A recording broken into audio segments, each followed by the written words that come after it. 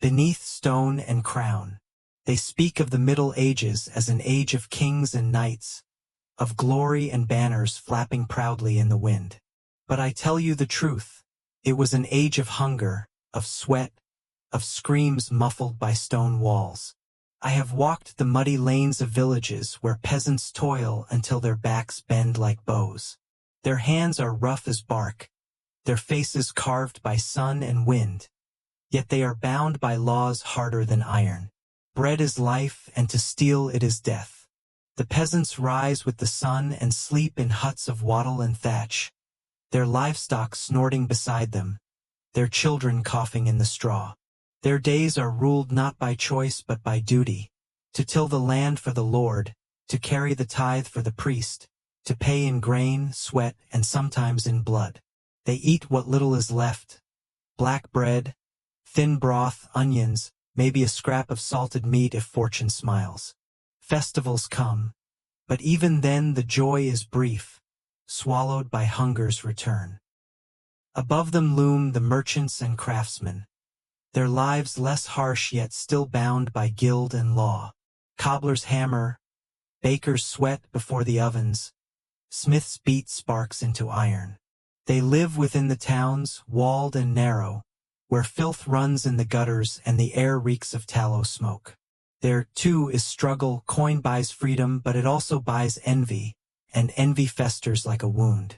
And above all stand the nobles, knights, and kings, their halls filled with meat, mead, and music. Yet do not think their lives are free of fear. For what is a noble's wealth but a target? What is a knight's honor but a death sentence? They ride to war not for justice, but for land and pride, their banners soaked in the blood of peasants who never asked to die. Castles rise from the earth like the bones of giants, cold and unyielding. To some, they are symbols of safety, walls of stone to shield from raiders and warbands.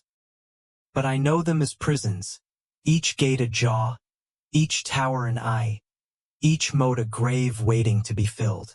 Within, lords feast while their servants crawl, their laughter muffled by the weight of stone. Outside, the villagers look upon the battlements and wonder whether those walls guard them or cage them. Siege warfare, that is the true face of medieval power. Imagine a fortress under siege, days stretching into weeks, into months. The air grows foul, the wells dry, the bread molders. Arrows whistle from the walls, stones crash from catapults. Fire pots burst into screaming flame. Men die not always from blade or bolt, but from thirst, rot, and despair. Rats become food, leather is boiled into broth, and still the lords demand defiance. The besiegers are no better. They build towers of wood, rolling monsters taller than men, clad in wet hides to resist the fire. They dig tunnels, shoring them with timber, setting them alight to bring down the walls. The ground itself becomes a graveyard, littered with broken spears, shattered helmets, and corpses that bloat in the sun. And when at last the walls fall, when the gates splinter and the invaders pour in, then comes the true horror, the sack. Villagers are slaughtered in the streets, women dragged screaming, children trampled, priests cut down at the altar. Fires rise, consuming roof and flesh alike, smoke blotting the sky, and the victors feast not on bread but on terror. For this is the law of sieges, that the strong take, and the weak are made to bleed. Yet even in peace, life is no kinder.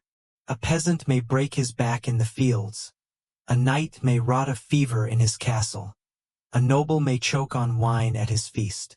Death does not wait for war. It walks among them daily, in the cough of plague, in the fever of children, in the wound that festers unseen. And still the bells toll, and the priests preach, and the people bow their heads, believing that this misery is God's will. So you see, society is a pyramid built of blood. The peasants crushed beneath, the nobles perched high, and the kings crowned in iron. Castles and sieges are but the stones and storms that hold it together. But beneath it all, whether in hut or hall, dungeon or keep, lies the same truth. The Middle Ages were not an age of romance. They were an age of survival, and survival was paid for in flesh.